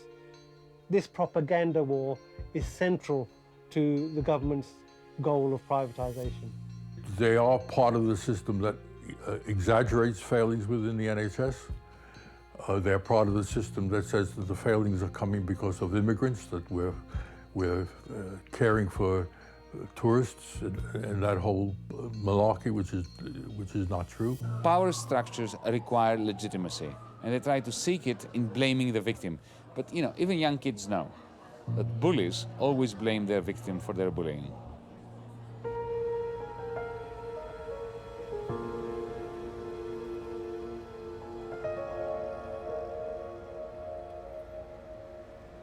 We also created front groups to perpetuate these myths. They essentially are purporting to be grassroots organizations, but they are, another term for them is astroturf, because they are not grassroots. They're fake grassroots organizations. But they're cast as, or the industry wants people to believe that citizens actually came together to create these groups, and that these groups represent the interests of regular folks. One in particular that we used during the healthcare reform debate was Healthcare America. Sounds patriotic, doesn't it? The insurance industry and the pharmaceutical industry provided the funding to a PR firm to create Healthcare America. And even reporters are fooled by these. At the crucial time when the reforms were going through, there were two groups that popped up. There was Doctors for Reform and Nurses for Reform, both tied to free market think tanks, one of whom we could see was being funded by the private health insurers. And what you would get is, I mean, it was brilliant, absolutely brilliant, because you've got doctors, and I think she was a nurse, in the mainstream media, and people trust them. We've had more protests in this country last year, maybe it was the year before, than any year since 1972. The difference is that you wouldn't know it from the news. They just don't talk about it anymore. You know, back in the 60s and 70s, if people were rioting in the streets or people were protesting, they thought that was important. Everybody was discussing it. Nowadays, they've realized that if you just pretend it isn't happening, it's very demoralizing. We have an ideology that works not because people think that the system is fair, because people falsely believe that everybody else thinks it's fair. Everybody's sitting there saying, well, you know, I know it's fixed, I know the game is fixed, but these other people are stupid. I mean, look at people, they believe this nonsense, they're sheep. So everybody thinks that everybody else isn't thinking the same thing.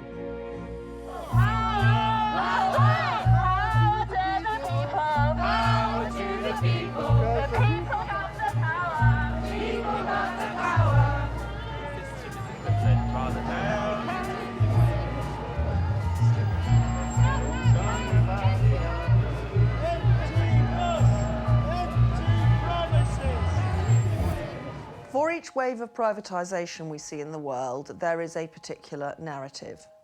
So we saw the transition from communism, as some countries in the world had their public services taken over by the private sector and shut down. In the third world, we had the debt crisis as the rationale for privatisation. And for Europe, we've been given a narrative called austerity.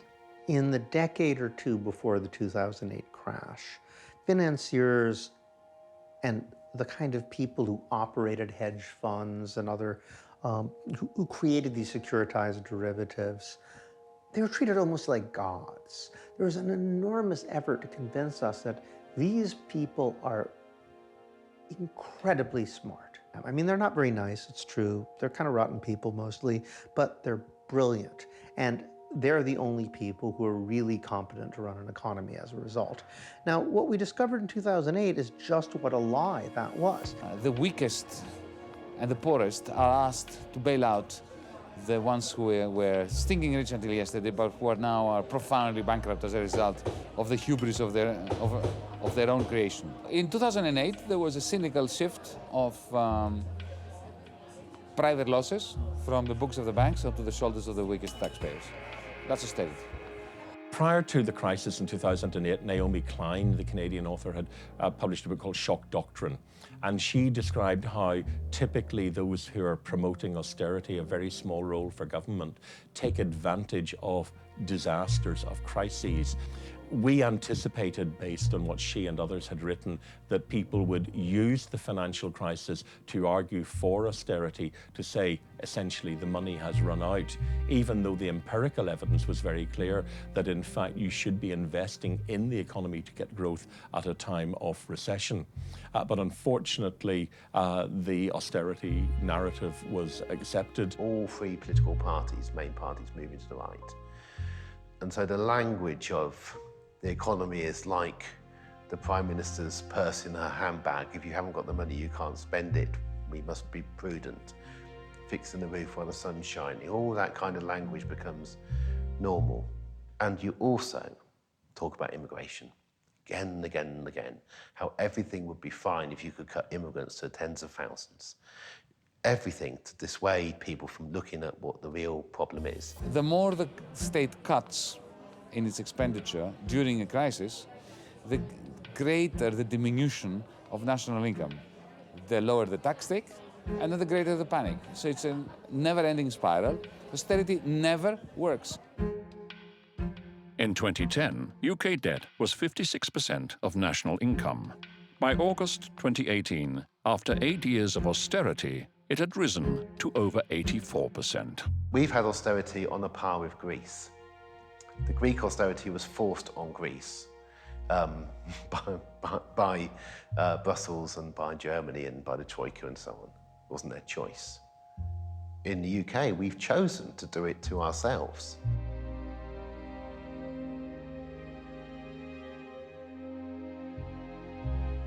It is standard as part of privatisation for government to deliberately run down the public service for several years before the privatisation finalises, in order that the public will feel that there is a step up as the private sector comes in. The average funding increase over the years for the NHS up to 1997 was about around 3% a year.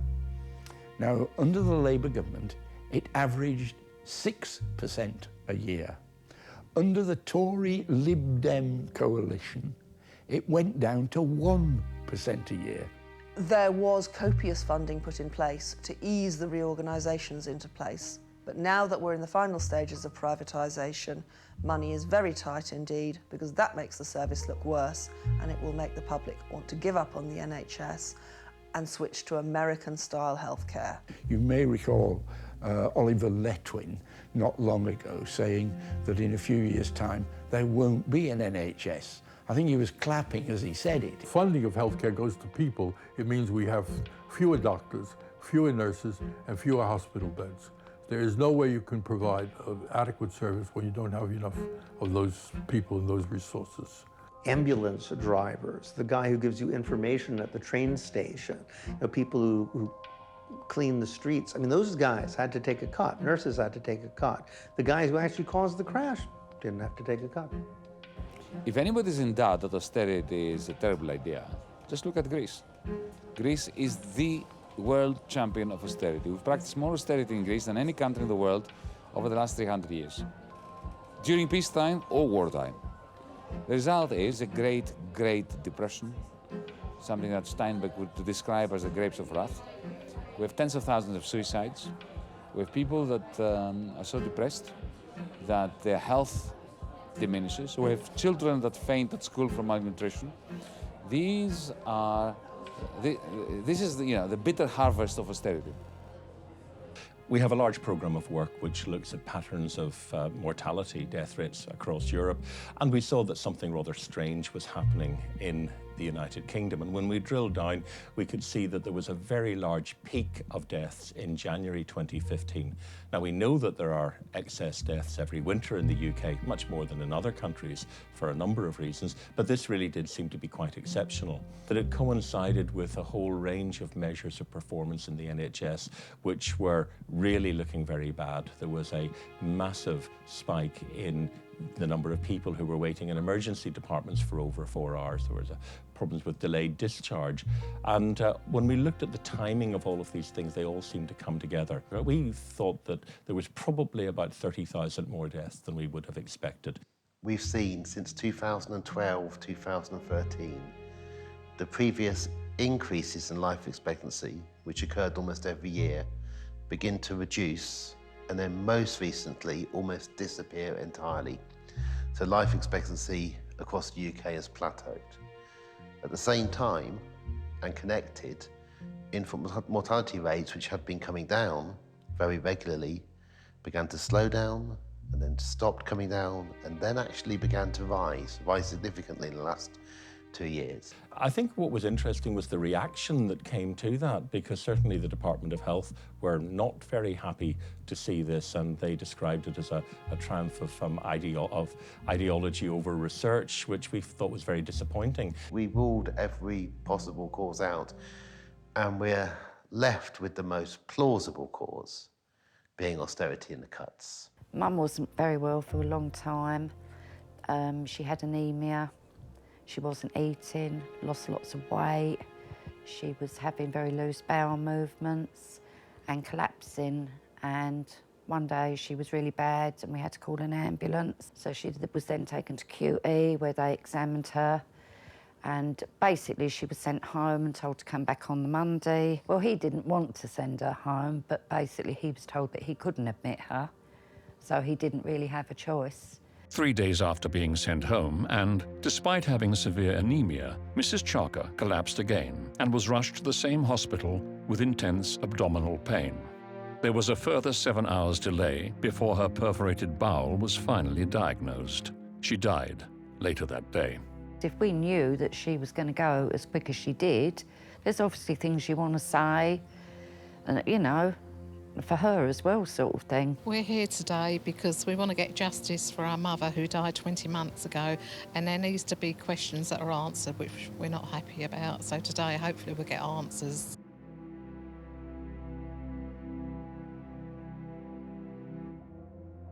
And there never seems to be enough beds, there doesn't seem to be enough staff. In her hour of need, the NHS weren't there for her, and yet she'd gone all them years not using the NHS. I sometimes am not able to admit patients that I know need admitting because there aren't enough beds, because beds are being closed at an alarming rate across the country. I don't agree with that, but I'm the one that has to tell the patient they can't come into hospital. 10 medical authors produced an estimate that said if things had carried on to improving as they had been for the last 4 decades and as they were in the rest of Europe, 120,000 people would not have died prematurely. In 2015 alone, we saw a spike of 30,000 excess deaths and increase in deaths. The people who work out pensions for private pension funds have calculated that they're going to save billions, huge numbers of billions on the pensions they no longer have to pay out. Look at the infant mortality, the neonatal mortality rate. We're now down to 19th. That was before the last 2 years where we saw the first absolute rise twice since during the Second World War. Why is it that certain deaths are like all over the front pages and other deaths are just not something that we'd ever even talk about? How many people have been found fit to work and cut from benefits and found dead within a month or two later? It's in the thousands at this point. What I find really hard to understand is why government should choose to neglect, why government should think it's okay to see rising numbers of elderly people dying 1 year, 2 years, 3 years before they would have otherwise died, why government doesn't care that more parents are having to grieve a baby who's died. Either they've backed themselves into a hole and they feel so embarrassed that they can't get out of it, or some of them think this is a price worth paying. So we've never voted on the privatisation of the health service. It's just happened in subterfuge. It's happened by demonising people who work in the health service, like the junior doctors who are presented as not wanting to give up their weekends. I mean, what a lie that is. The nurses and ancillary workers have no pay rises, and if they want even to keep up their standard of living, they're painted as greedy. This is a job that I love. I wouldn't want to do another job. But when you are coming home every day, exhausted emotionally, physically, financially, increasingly, you start to weigh up whether or not it's worth it. In a survey of junior doctors by the Royal College of Physicians, 70% worked from a rota that was permanently understaffed. 80% felt their work put them under excessive stress, and a quarter felt it had a serious impact on their mental health. The clinical commissioning groups, the state-owned insurance pools on which the new system is based, are officially under the control of GPs. So it's GPs that are going to be scapegoated when the system fails to provide any healthcare in the future.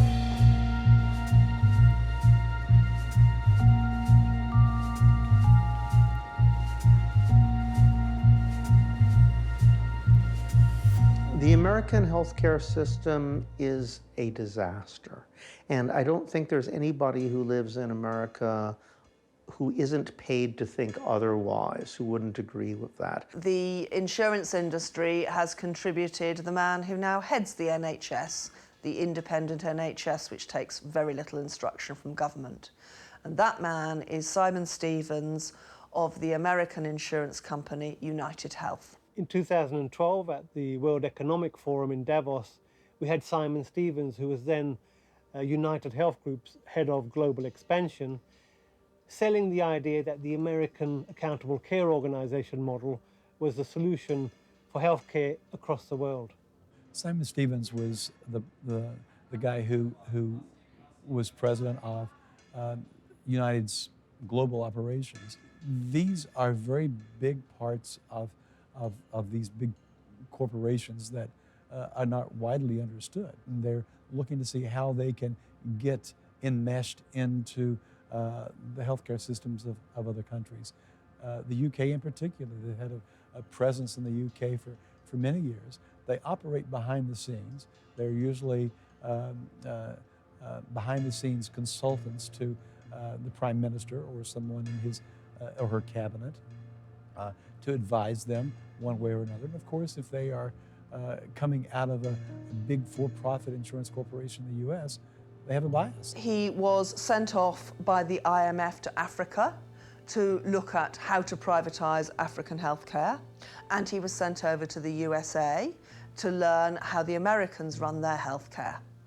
And at this point, he then pops up in government as a SPAD, first to the health minister, and then in the cabinet office as a direct advisor on health to 10 Downing Street. He was in that position during many of the major legal changes affecting the NHS through the 2000s.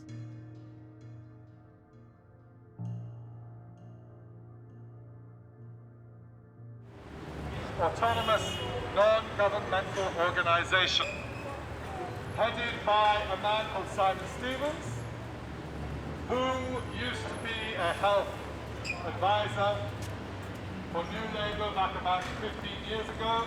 HMO stands for Health Maintenance Organization. For a good number of years, it didn't have a negative connotation.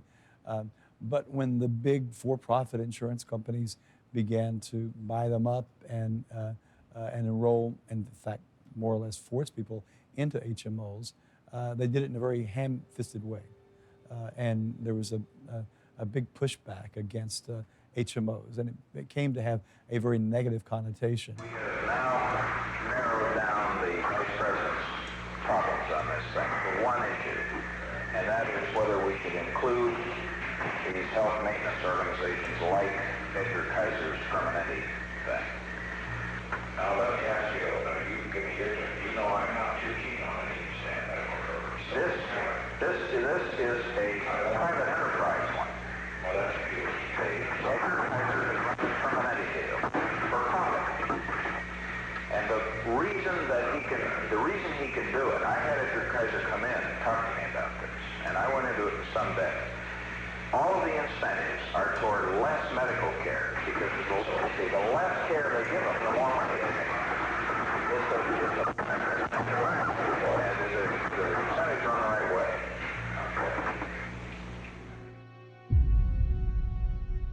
I am proposing today a new national health strategy. The purpose of this program is simply this.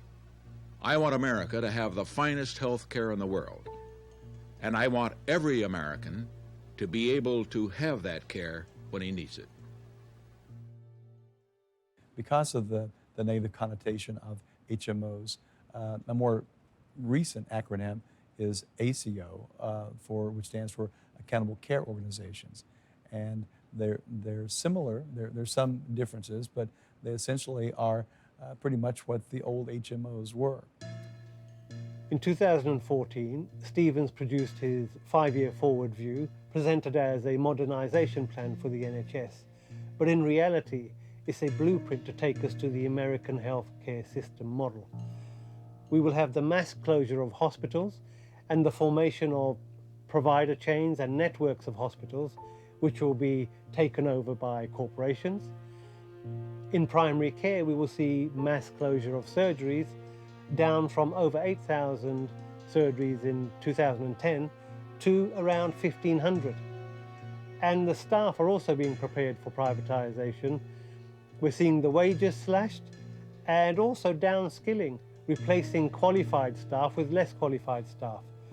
The result will be a cheaper workforce for their new employers. And all this vandalism is being paid for by the taxpayer. At the moment, there is quite intensive marketing of private health insurance schemes to various people, and it's perhaps becoming increasingly tempting to go for that as the headlines come out explaining how awful the NHS is these days. The downside of it, of course, is that if you are seriously ill, the health insurers aren't interested in you at all, and you can't even get insurance. So during this transitional phase, a special arrangement called personal health budgets has been set up, which is intended to make sure that people who are seriously ill don't go anywhere near trying to get care from insurance companies. The American health insurers are already here. Since 2003, United Health Group, and through its subsidiary Optum, has been awarded NHS contracts across England to provide prescribing decision support software, management of GP referrals to hospitals, and crucially, to implement policy to redesign the NHS. United Health Optum is ideally positioned to capture control of NHS budgets allocated to GPs via their registered patient lists. Most doctors remain unaware of the privatisation plan for the NHS, which remarkably is fully endorsed by the British Medical Association. Stevens' NHS long-term plan will complete the transition to the American system, introducing financial incentives to deny patients care through a shared savings scheme, copying United Health's own shared savings program. Many of the changes that this plan sets out are already happening somewhere in the NHS, and now they need to happen everywhere across the NHS. All of the incentives are toward less medical care, because the less care they give them, the more money they make. What work have you done that will ensure that that work is continued to really be done by the NHS? Or is NHS just going to become a badge? No. We are suggesting that the integrated care should be public providers. I'm just going to be much more concrete, right? There's no privatisation of the NHS on my watch, and the integrated care contracts will go to public sector bodies to deliver the NHS in public hands.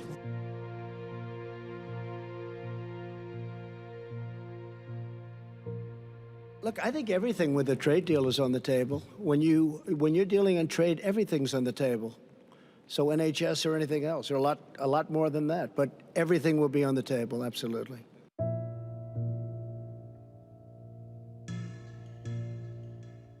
One reason why so many people in this country are so proud of the NHS, it's seen as the crown jewel of British accomplishment, is that principle of universal care. It's almost like a principle of universal love, you know?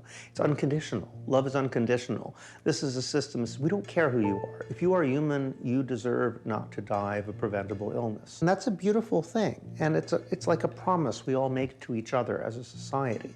So taking that away is essentially saying there are more people who are essentially more worthwhile, you know, less deserving of pain than others, more deserving of health.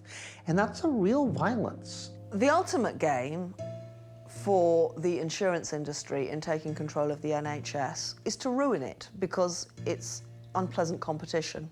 Their aim is the American model, massively inefficient, massively divisive, massively unequal. People in the middle of the income distribution, in fact, people quite a way up the top half of the income distribution, are now watching their families suffer and realising that their safety net, the health service that they will rely on, the social services that they'll rely on when their great uncle or great aunt needs some help and they can't drive 300 miles to them, those safety nets are going for the upper middle class.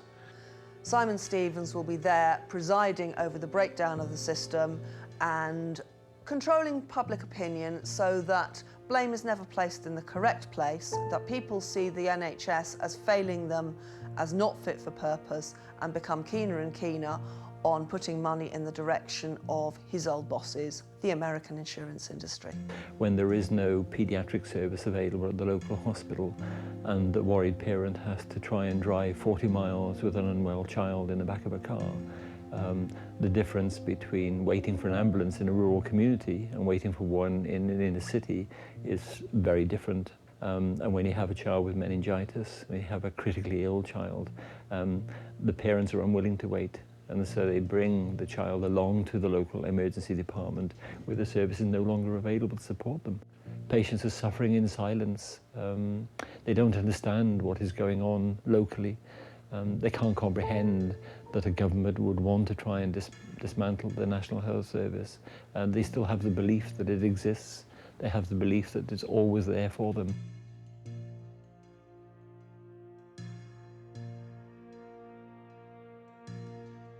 To get into your late 70s, early 80s, you have to have been middle class. Working class people tend to die earlier. So these people who were middle age, middle class, around about 1979, 1983, these people voted Conservative. Look at what's happened by following this philosophy. Look at the state of society we've ended ourselves up in. This is nothing like the promise that was made by Maggie Thatcher and friends back in the past that, you know, there's going to be a bit of pain going into privatisation and deregulation, but in the end, everybody's going to be better off. Well, that didn't work, did it? Leaders from all three main parties have, over the last 30 years, been enabling the corporate capture of the NHS, whilst claiming to support it. The destruction of the nation's finest achievement is the greatest betrayal of the public interest. There's a kind of callousness over, well, it's survival of the fittest, isn't it? Even our own loyal supporters are sacrificial. When they meet in Davos in Switzerland, that's what they're deciding. These people will be poverty-stricken all their lives, but we will all have the riches. And I have another yacht in the Mediterranean, if you don't mind.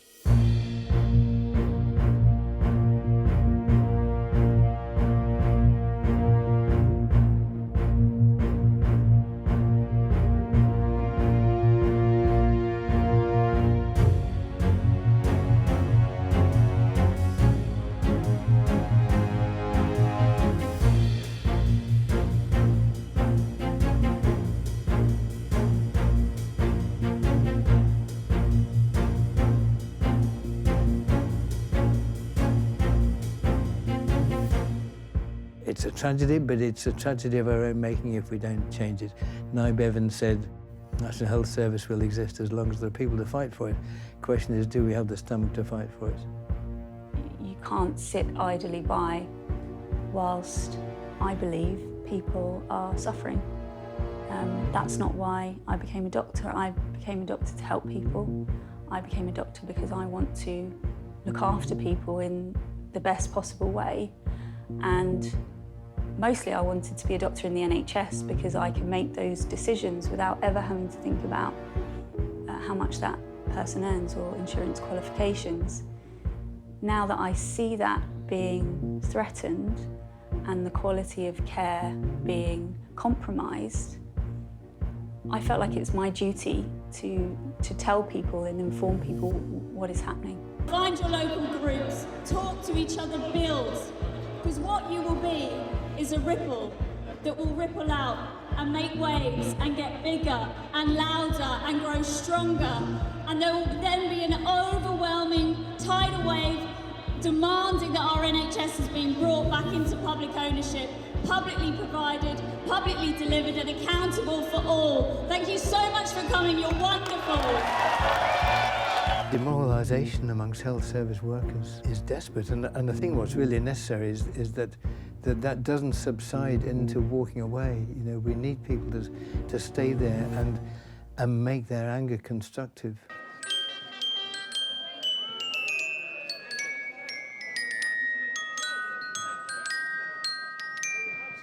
They haven't been able to break people's commitment to the basic principle, and even the most noxious right-wing politicians, for the most part, feel they have to pay lip service to those ideals. So there's something there that they can't break in people's spirits. They know that if they openly say what they're going to do, there will be an enormous backlash. You want any comment? No? No? Why not? Isn't this what you had planned? If you got in within 5 years, no more NHS. Nothing to say about that. The mass mobilisation that we saw to save Lewisham Hospital needs to be replicated across the country for everybody's hospitals. And that's very hard, but people need to make the effort to do that. It is critical to have a victory. It doesn't really matter what it is. So the first thing you should always do is set your sights on something you can actually achieve in a relatively short period of time. And the moment you have one victory, everything changes. I got leaked information, I think it was in 2011, that they were going to shut down the service and not reopen it. We had a huge following on the social networks. We mobilized them, and then the trust got rattled. We got huge press coverage, which was totally unfavorable, made the trust look really bad. They backed down. We have been lied to extensively about the NHS privatisation over decades, and the fact that they have bothered to make up all of those lies suggests that the lies must be pretty important. So please tell everybody you know what's happening to the NHS and why. You can actually appeal to people's personal selfishness just for them and their family. Forget about society. If you only care about you and your family, you need a decent NHS. What you want to do is attack the private companies who are already coming into your health services or the ones who are considering doing so. Because the fact is that if they can't turn a profit, they have no interest in troubling us. If you go out and tell the truth to people about it, maybe we'll manage to see these predators off. We asked the public what they thought about the revolving door. And we asked them, first of all, should government ministers accept boardroom jobs? 75% said that is a practice that should be banned. Eliminate the direct effect of consultancies on public policy making and on political parties. And we tell ourselves we're a democracy, but we never practice democracy. Most people have no experience. They don't even know what it would be like to sit around with 20 other people and making collective decisions together in a way that isn't imposed by some leader. Now that sort of stuff is transformative.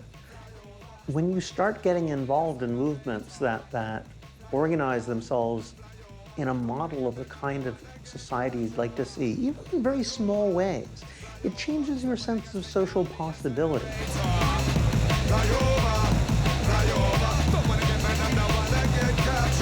Speeding through the invisible 20%. Watch our race between the guilty and the innocent. Rubbing shoulders with the super class engines. Burning up the Urals in South Kensington. Choking up another fire, smoking on the air. Something should rather be anywhere but here. You cannot compromise on the needs of people, which are what? Is secure job, looking after when you're sick, pension when you're old, good education for your kids, a home to live in. And those are now revolutionary demands because the system can't provide it. So make those demands, stick to them, and we can change the world. We are on the brink of losing our NHS, and the only way we're going to get it back is if public, patients and professionals get together. We need to use civil disobedience, mass mobilisation to win back our NHS.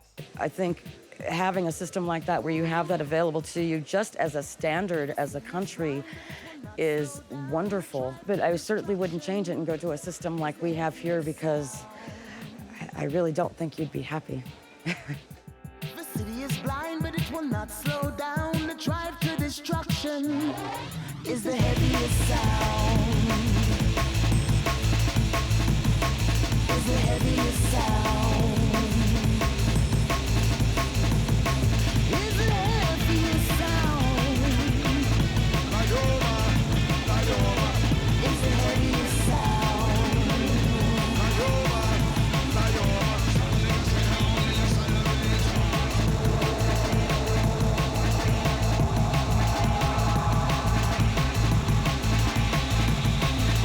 Switch to the underworld and it's another story. As the sound surrounds you with positive energy. As the bass line and the bump of the creativity.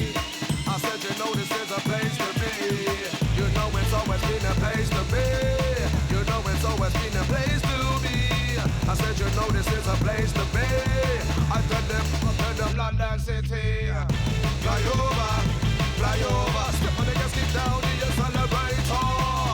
Fly over, fly over. Don't wanna get back up, don't wanna get captured. Don't wanna be down to the station and the stroke on midnight. You only wanna go where there's plenty of light. Asking for direction, man, I'll tell you the wrong way. You know there's never time, you know there's never enough hours in a day. You know there's never enough hours in a day, in a day, in a day.